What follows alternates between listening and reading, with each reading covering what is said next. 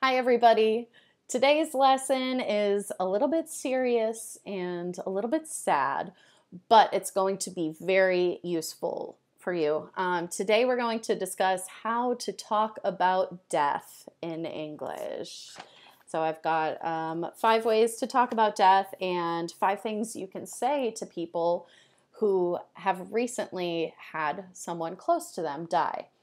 Now, the reason I wanted to make this video is because, unfortunately, if you saw my last live video, you'll know that the reason I didn't post any videos for 10 months is because I was in the process of losing a family member. My father-in-law died in November, and so when I just said that word, my father-in-law died, the word death, or the verb to die in English, has such a strong feeling with it that sometimes it's hard to say, especially if it was someone that you really care about and you really love. I spent about a year taking care of my father-in-law with my husband. My husband had been taking care of him for several years before that, and it was very difficult. It took all of my energy, and I've never had to go through something so difficult. In the past, when somebody died, I got a phone call or I got a text, and this time I was right there holding his hands as he took his last breath. And this is something that is very sad and is very hard to talk about, whether it's in your native language or your second language. Now, when I came back to work after he died and I started teaching again, like I said, my students really didn't know how to talk to me.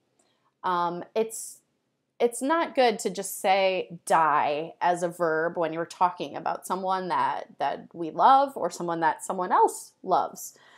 We can use the word die all the time if we're talking about things that aren't so serious. My phone died, or whenever I'm playing video games, when I play Skyrim, I die all the time. So we'll say it like, oh, I died. Ugh. Or if we're discussing someone that's not so close to us, or maybe it's not gonna happen, it's okay to use the word die. Like I could say to my husband, if I died, would you get married again? But that's something that's not happening. I can't say that if I had cancer or if I were sick. When the situation is very close to someone's heart, we should use some words that are more polite. So I've got a list here, and I'm going to put these all in the notes below the lesson. The most important thing, if you learn one way to talk about death today, the best verb is a phrasal verb, pass away. Pass away means to die. It's just a polite way to say it. So I could say my grandmother passed away last year, or my father-in-law passed away in November. Or we can talk about something in the future, like if I pass away, will you get married again? I don't know why that's the question. So pass away is a really polite way to say it. It's a good way. You can replace any human death with pass away, and it will sound better and less sad, less bad. We can't use pass away when we're talking about those other things, though. I can't say my iPhone passed away. No, it's my phone died. When I'm playing video games, my character doesn't pass away. She dies.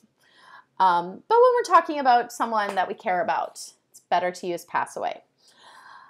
Another way to describe death, you could say that he is no longer with us. No longer with us is another polite way to say he has passed away or he is gone. We can also use gone, but that would be for the immediate thing. You might see this, a doctor is working on a patient. He says, he's gone. That would mean he died. But another thing that doctors would say while taking care of a patient, while trying to save their life, they would say, we lost him. We lost him. To lose someone is to have that person pass away. And again, this is another polite way to say it. Like, I lost my father in November, or when we lost my grandma, we all gathered for the funeral. So lost, it's a little bit strange because it's like, where are they? Well, Jalbadani. But like, I lost them, or we lost them, means they are gone. Another way to describe death for someone who is religious. I'm not super religious, but sometimes people will say he's in heaven now, or he's with God, he's with Jesus. I think that's a very polite way to say it. It's also a little bit childish. This is something that I remember children being told. We would say, we wouldn't tell a child their grandpa died. We would say, he's with Jesus now, or he's in heaven now. It's very, just a polite religious way. And if you are not religious, but you're a little bit spiritual, you can also say he's in a better place. So in this case, the better place would be heaven. I don't know if everyone goes to heaven. Some people go to hell. but people will often say he's in a better place. Just meaning that he's no longer with us. He has passed away. And hopefully he's somewhere better, like heaven. This is a good one to say for people who have been suffering. When my father-in-law died, he had cancer for many months and also had kidney failure. So my friends and family knew this has been going on. He's been declining in health. He's been getting worse. So it's a good time to say he's in a better place. This wouldn't be a good thing to say if a child was killed suddenly. No, they have their whole life ahead of them. But for an old person or someone who's really sick, that's a good way to describe it. Okay, I don't want to take up too much more time on how to say death. I've got the list of those things below. The next thing is how to talk to people who have lost someone. How should you talk to me when I tell you that a family member died? Well, the first thing that, if you just learn one thing, here it is, I'm sorry for your loss. I'm sorry for your loss. Really covers all your bases, takes care of everything you need to know. Some people might think it's weird that we are apologizing. I'm sorry. Well, I didn't kill your grandma, but I'm sorry for your loss. It's kind of just the way we speak. And it means that I feel your pain. I feel your sadness. I'm so sorry. I'm so sorry for your loss. You could also say, I'm sorry about the specific person. I'm sorry about your dad. I just heard about your mom. I'm so sorry. And just, you could also just say, I'm sorry. In this context, it's the right thing to say. You also might need to write a sympathy card. Sympathy card would be the card that you give to someone at a funeral or when the next time you see them. Sympathy cards sometimes contain money, but don't always contain money. That's a delicate topic. But if you need to write a sympathy card, or more likely, you need to address it in an email. You need to talk about the loss in an email. There are some good things you can type or write. The best one is, and this is a hard word, sincerest condolences. English sucks. I'm sorry. such a long word to say I'm sorry, but my sincerest condolences is a very proper way to say I'm sorry for your loss. So that's something you should really only say in writing. You can say it out loud, but don't waste time learning this word. It's too difficult. Sincerest condolences. You could also write my deepest sympathy. My deepest sympathy. You have my deepest sympathy.